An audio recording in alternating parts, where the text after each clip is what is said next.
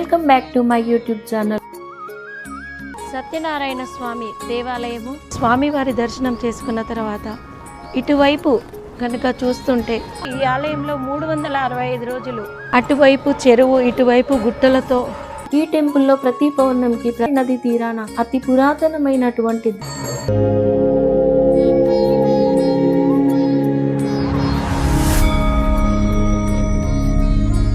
Hi friends, welcome back to my YouTube channel. Sri Satyanarayana Swamy దేవాలయం Gudemgutta. మంచిర్యాలకి 40 kilometres దూరంలో ఉన్న ఈ గూడెంగుట్ట దేవాలయం లక్షెట్పేటకి అతి సమీపంలో పవిత్ర గోదావరి నది తీరానికి 1 కిలోమీటర్ దూరంలో ఉన్న ఈ ఆలయాన్ని ఈ రోజు నేను మీకు ఈ వీడియోలో చూపించబోతున్నాను.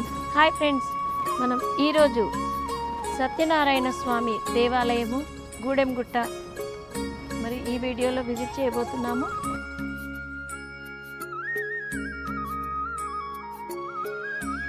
ఫ్రెండ్స్, మరి ఈ ఆలయం పైకి వచ్చినాక స్వామివారి దర్శనం చేసుకున్న తర్వాత ఇటువైపు కనుక చూస్తుంటే ఆలయం వెనక భాగం నుంచి పార్కింగ్ రోడ్ కాకముందు ఈ విధంగా మనం ఈ మెట్లెక్కి ఖాళీ నడకన స్వామివారి ఆలయానికి వచ్చి దర్శనం చేసుకునేవారు. ఈ మెట్ల గుండా కిందికి కనుక దిగితే కింద కూడా స్వామివారి వ్రతాలు చేసుకునే హాలు మరొకటి ఉంటుంది ఫ్రెండ్స్. అక్కడ కాళ్ళు నొప్పి ఉన్న వాళ్ళు, ఇదివరకు ఎక్కలేని వాళ్ళు కూడా అక్కడ కూర్చొని సత్యనారాయణ వ్రతం చేసుకునే వాళ్ళు.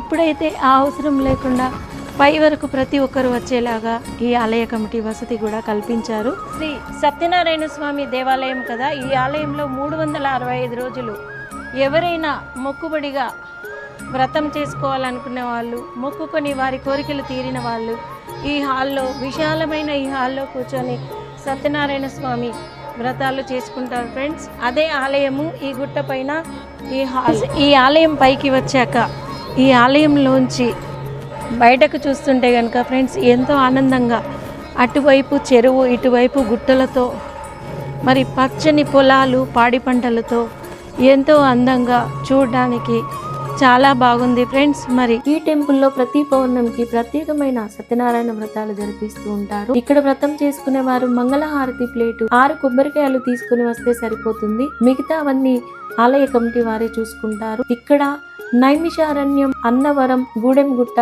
అని ఇలా వరుస క్రమంలో సత్యనారాయణ స్వామి వారు గనుక గుర్తు వచ్చిన భక్తులందరూ ఈ విధంగా సంబోధిస్తూ ఉంటారు. ఈ ఆలయానికి ఈ గూడెంగుట్టకు అతి సమీపంలో మరొక పుణ్యక్షేత్రం ధర్మపురి అనే పుణ్యక్షేత్రం కూడా ఉంటుంది. అక్కడ శ్రీ లక్ష్మీ నరసింహస్వామి కాకుండా యమధర్మరాజు, క్షేత్రపాలకులు, హనుమంతులు, శంకరుడు, మరి ఆ ధర్మపురి పుణ్యక్షేత్రంలో గోదావరి నది తీరాన అతి పురాతనమైనటువంటి దత్తాత్రేయ స్వామి ఆలయం ఈ విధంగా ఉంటాయి ఫ్రెండ్స్. మీరు ఇక్కడికి వచ్చినప్పుడు ధర్మపురి కూడా విజిట్ చేయవచ్చు.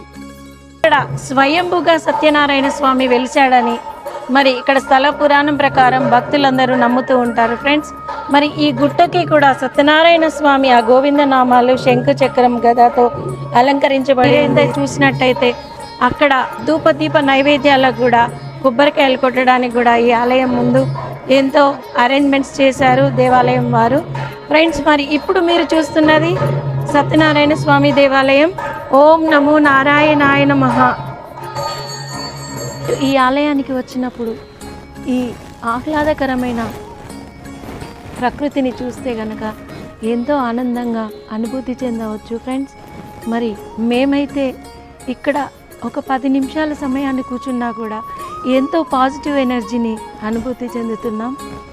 మరి చూడండి, గూడెంగుట్ట ఆలయం సత్యనారాయణ స్వామి దేవాలయం ఆధ్యాత్మికతనే కాకుండా ఇక్కడ పంచభూతాలలోని పాజిటివ్ని కూడా మనం ఎంతో ఆస్వాదించవచ్చు ఫ్రెండ్స్. ఈ ఆలయాన్ని మొత్తం చూశారు కదా.